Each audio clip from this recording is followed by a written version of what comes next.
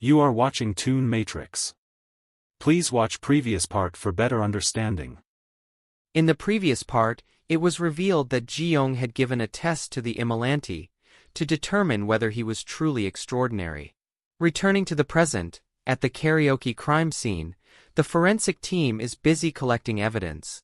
Jo Hyun arrives at the scene and gives a faint smile as he surveys the aftermath. The scene shifts to the police station, where Baldy briefs Jo Hyun.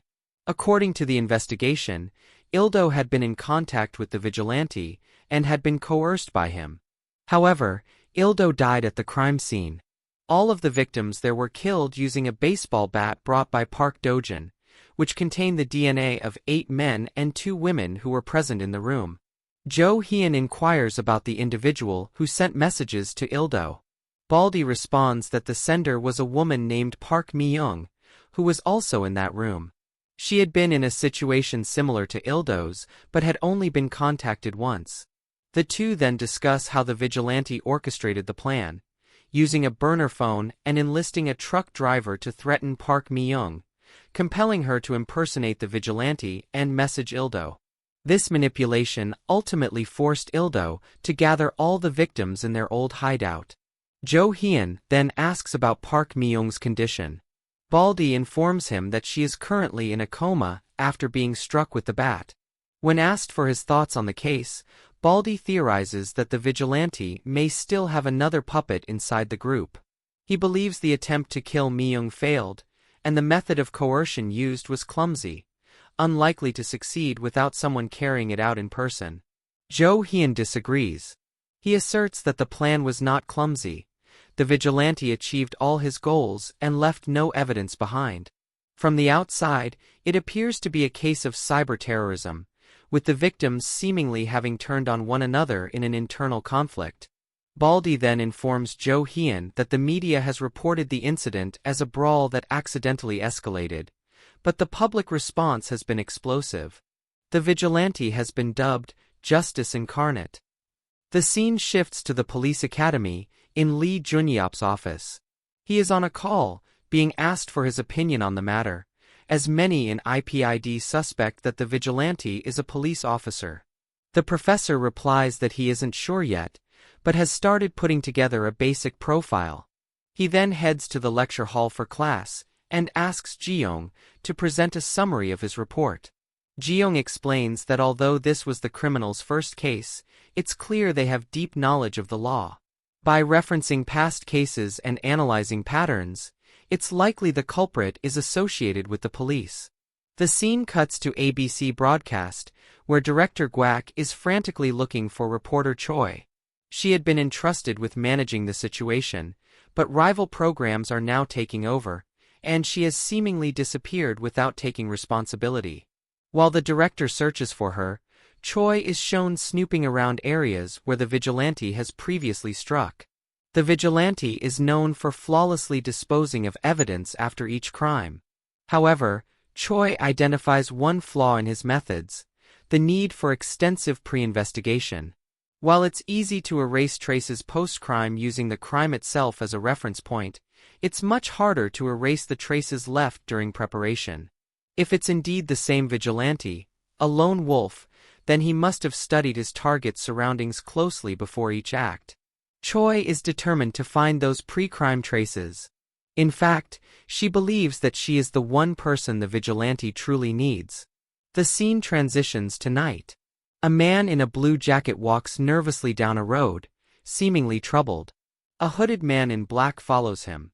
He sneaks up behind him, and as the hooded figure is about to make a move, 2 individuals appear in front of him, while 2 more close in from behind. The man in blue seizes the opportunity and escapes. The hooded figure punches one of the men and bolts, skillfully fighting off anyone in his path. Just when he thinks he's escaped, Jo Hyun appears before him. The hooded man lunges to attack, but Jo Hyun counters with a judo move, quickly subduing and pinning him to the ground. Jo Hyun then removed the man's hood.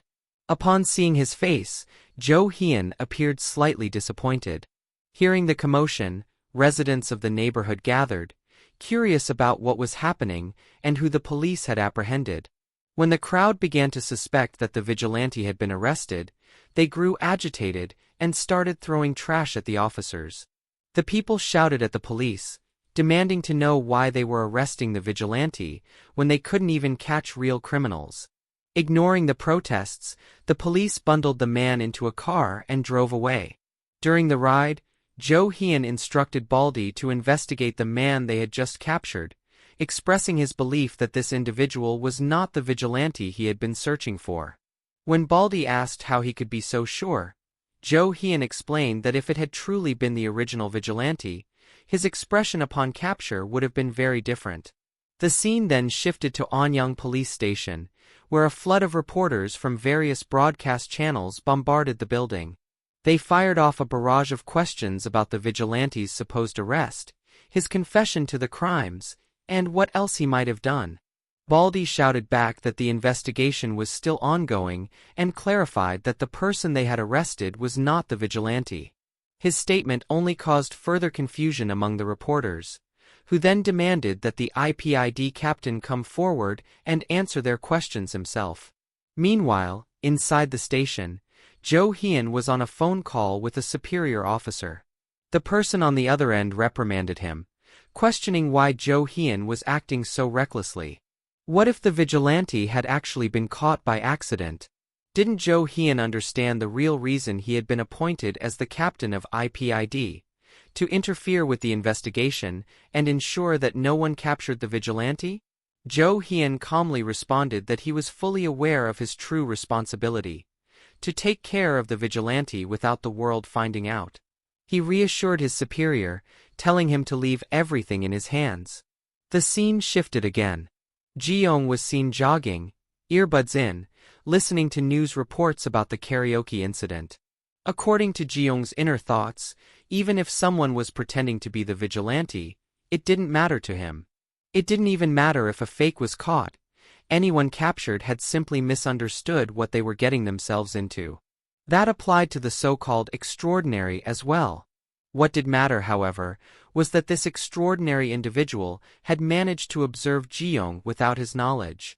They had either spotted him during one of his acts or tailed him after discovering some evidence he had failed to dispose of. Judging by the circumstances, Jiyong concluded that Imelanti must also be a police officer, or at the very least, had strong connections within the police. Yet despite having such knowledge, Imelanti had not reported him. Instead, they had gone a step further, not just imitating Jiyong, but extending a hand toward him. Jiyong didn't care if someone went around pretending to be the vigilante. But was it the same for Imelanti? They knew Jiyong's identity, while he knew nothing about theirs. This time, Jiyong realized, he was the one being tested. Imelanti had already proven themselves to be extraordinary by successfully passing the test Jiyong had issued. That much was acceptable. But even Imelanti must have known that if Jiyong ever found them, he would rather eliminate them than join forces. Jiyong needed to find Imelanti, confirm their identity and decide, would he let them continue to exist, or kill them and pin all of his crimes on them? The scene shifted to reporter Choi, who was combing through the neighborhood where the vigilante had previously struck, searching for a clue. She was looking for surveillance footage from the past month, but was met with disappointment. All the camera footage had already been confiscated by the police. They had collected it from every available source, leaving nothing behind. Frustrated by the lack of progress and the absence of any new leads on the vigilante, Choi stepped aside for a smoke break. As she lit her cigarette, she overheard an argument nearby. A truck vendor who traveled around selling goods was in a heated dispute with a shop owner, who was angrily telling him not to park his truck in front of the store. Initially, Choi paid them no mind and began walking away. However, she paused when she caught a piece of their conversation, the shop owner shouting that the truck was always parked there, yet somehow managed to disappear whenever the police showed up. Intrigued, Choi approached the two men and questioned the truck driver, asking if he visited the area regularly.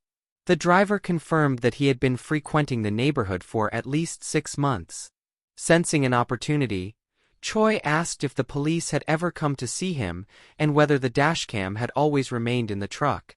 When the driver replied that the police had never contacted him and that the dashcam had indeed always been installed, Choi immediately moved to check the dashcam and removed its memory card. The truck driver, startled, tried to stop her from taking it.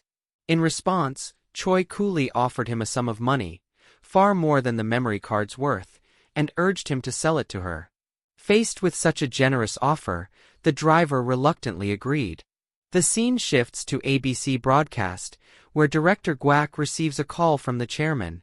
The chairman urges him to participate in a debate show about the vigilante, emphasizing the need to act before any other agency does. Guak worries and hesitates to respond, but at that moment, Choi appears behind him and asks who he is speaking to. Startled by her voice, Guak turns around and demands to know where she has been all this time. Ignoring him, Choi takes his phone and begins speaking with the chairman herself. Upon learning that a congressman and a sociologist had requested the debate on the vigilante, she firmly states they should attend. She frankly admits she has little confidence in winning the debate, but expresses certainty that their viewership will increase exponentially. The scene then shifts to the police academy, where trainees are sparring with one another. Jiyong appears unbeatable, effortlessly defeating his opponents. His next match is against his friend Sunnyok, who initially matches him evenly. Ultimately, however, Jiyong wins, and the two end their bout with smiles. In the changing room, they discuss their schedules, noting they have free time. However, Sunnyok reveals he has been summoned by Professor Lee to his office. Jiyong offers his help, telling him not to hesitate if he needs anything. As they converse, Jiyong receives a notification that news regarding the topic he had selected has been updated. Heading to his dorm, Jiyong begins watching the debate on his PC, where reporter Choi is leading the show. The anchor briefs viewers about the guests: Senator Dong of the Democratic Party, social activist Min Do-il, and reporter Choi Mirio herself. Initially unimpressed, Jiyong remarks that the debate seems dull and not worth watching. However, when the anchor highlights that Choi was the first to dub the mysterious figure as Vigilante, Jiyong's attention sharpens and he continues watching. Senator Dong opens the debate, expressing outrage that a broadcasting agency is contributing to the already widespread issue of hate crimes. By portraying a criminal as a vigilante, the media paints him as a dark hero akin to Batman, which he argues influences immature youth into imitating crimes. The senator insists that the issue began with the revealing of criminals' faces and personal information, resulting in severe violations of human rights. While he acknowledges public anger from an emotional perspective, he argues that revealing criminals' personal information unfairly punishes their families. He insists that protecting a criminal's rights is necessary to uphold the rights of ordinary citizens. Hearing the senator's points, Choi responds, stating that she fully empathizes with and supports the protection of human rights. However, she argues that society has already paid enough attention to criminals' rights, and it's time to focus on the innocent victims. She challenges the senator's view by asking whether guilt by association affects only criminals. Choi passionately argues that victims and their families suffer far greater consequences. A crime does not end with the direct victim. The loss devastates families, often plunging dependents into poverty or ruining the futures of young children who lose guardians. She points out that the more socially active and good the victim was, the greater the void they leave behind. Referring to the senator, Choi asserts that this is the real implicative system. She continues, emphasizing the tragedy faced by victims who are doubly wronged by the court's lenient rulings. Courts have become vending machines, she says, spitting out excuses for criminals under the guise of being minors, intoxicated, or claiming accidental actions. She appeals to good citizens who live in fear of becoming the next victims, noting that those supporting the vigilante are often labeled as lacking social or civic awareness by politicians like the senator.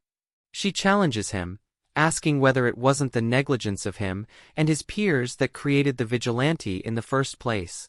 Watching the debate, Jiyong finds his heart tilting with emotion, not due to Choi's speech, but because he recognizes her face. He realizes he has seen reporter Choi somewhere before. The debate rages on, with the senator condemning the vigilante and Choi painting him as an embodiment of justice. Choi argues that the court's leniency is nurturing monsters in society and stresses that now is the time to make a decision. Either reform sentencing standards or acknowledge the necessity of vigilante efforts. As the debate continues, Jiyong searches reporter Choi's profile. He discovers that she recently joined ABC broadcast, coinciding with when the agency began reporting on the vigilante.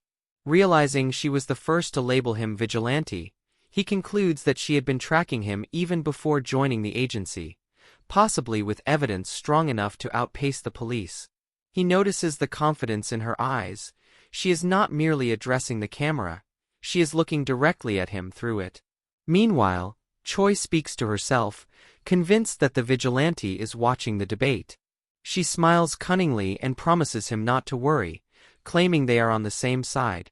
Observing her expression, Jiyong grows uneasy, wondering whether she has uncovered a clue about his identity.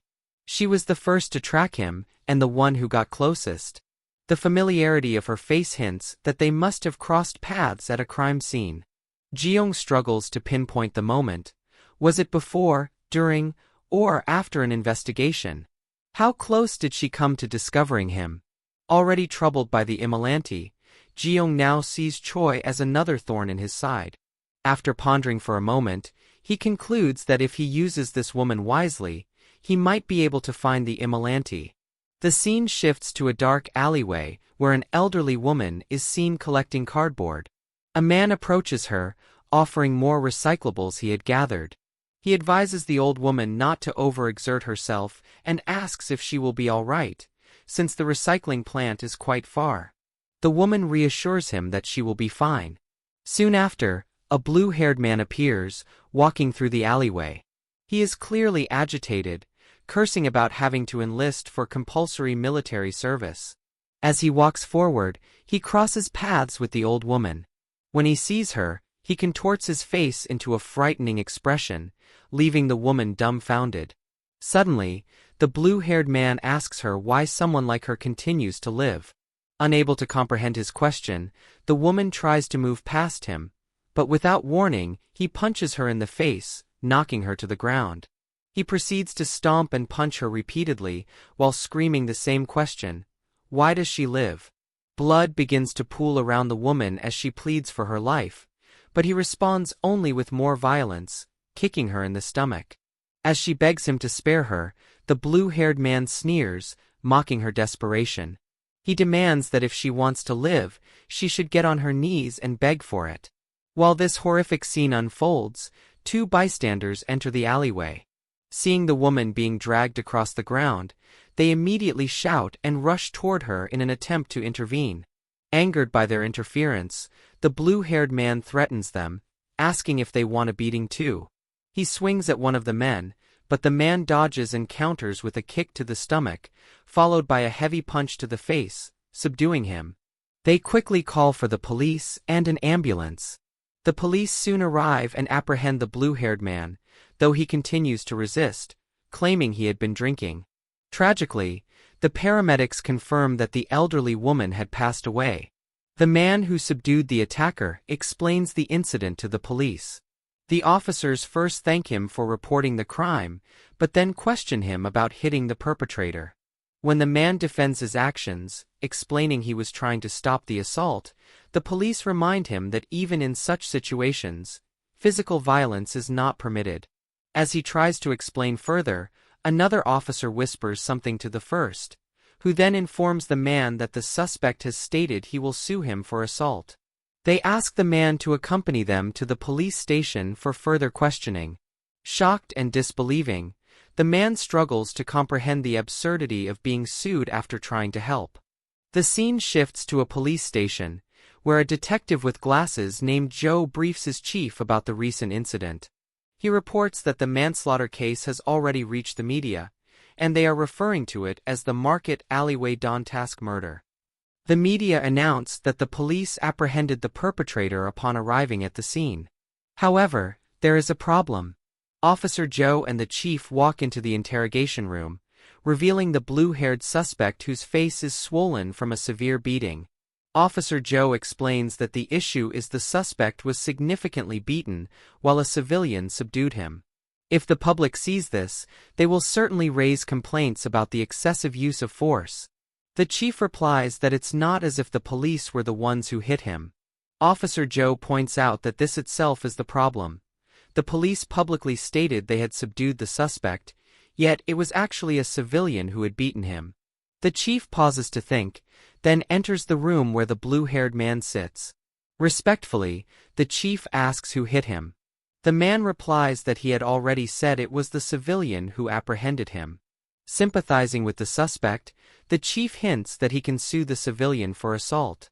He presses the man again, asking whether he will file a lawsuit. Startled at first, the blue-haired suspect hesitates, but under the chief's pressure, agrees to sue. Officer Joe is visibly shocked at the chief's tactics.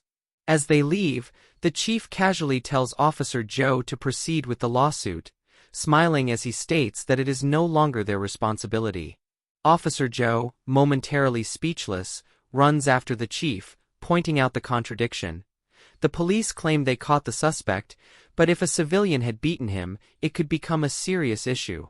The chief dismisses his concern, saying that people don't think that deeply, and that there are too many incidents these days for reporters to cover everything thoroughly. He confidently claims that the media won't pay attention to this case. Contrary to the chief's prediction, a civilian, the man who subdued the suspect, is shown recounting the incident to someone. He passionately describes how he bravely confronted a murderer, subdued him, and was now being branded an assailant. The civilian narrates how he saw the suspect dragging a body, approached him, and struggled to subdue him. Bitterly, he laments that despite catching a criminal, he is now being sued for assault. Is this really the law of Korea? What am I supposed to do? He asks. It's revealed that reporter Choi is recording his statement and urges him to share more details. The scene transitions to the police academy. Jiyong walks into Professor Lee's office and notices Sunnyok, already sitting in front of a computer. Jiyong asks what he's watching. Sunnyok replies that he's watching the week's 25-hour report.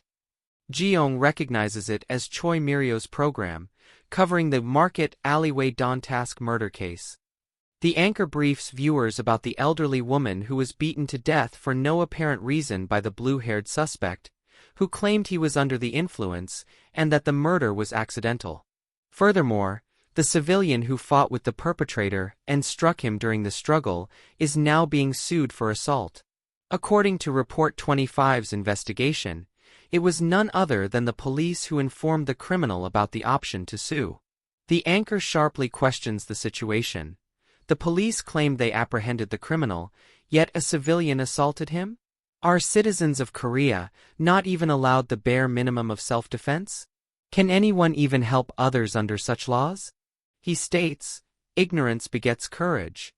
By being ignorant of Korean law and intervening, one could become a criminal. Once again, the suspect asserts that he was under the influence and that the incident was accidental. Hearing this, Sunnyok speaks up, mentioning that he researched and found that the suspect is currently hospitalized and awaiting a mental evaluation after receiving medical treatment. Sunnyok remarks that the situation is insane. Jiyong watches silently, then mutters to himself, noting how blatant the situation is. He realizes they are deliberately trying to lure the vigilante, not to show justice based on an individual's ideology, but rather to provoke justice for the people. Without a doubt, the Vigilante would target the blue-haired suspect, whose name is revealed to be Jang Sundu. However, Jang Sundu is still under the law's custody, and they must wait for the court's decision. Right now, Jiyong faces a serious problem. His own weak point has been exposed, and the Vigilante has caught his trail. Jiyong knows he cannot act until he understands exactly what his vulnerability is. Although going after Jang Sundu might allow him to meet the Vigilante, it's far too dangerous. Jiyong firmly decides to ignore the situation, concluding that it would be reckless to seek revenge while exposed and vulnerable. The scene shifts to nighttime. Jiyong is sleeping but restless, tossing and turning in bed. He seems troubled in his sleep. He dreams from the perspective of the elderly woman, reliving her final moments. A shadowy figure relentlessly assaults her while her body refuses to respond. Though blood splatters around her, she cannot fight back. Jiyong feels her helplessness, her inability to run, and her slow death from the injuries. As she is dragged away, she experiences overwhelming loneliness, thinking that if her husband were alive, he might have saved her. At the moment her breath stops, Jiyong jolts awake, gasping heavily, drenched in sweat. Clenching his teeth, Jiyong finally makes a decision. He will kill the man who murdered the elderly woman. And now, folks, it's time to say goodnight.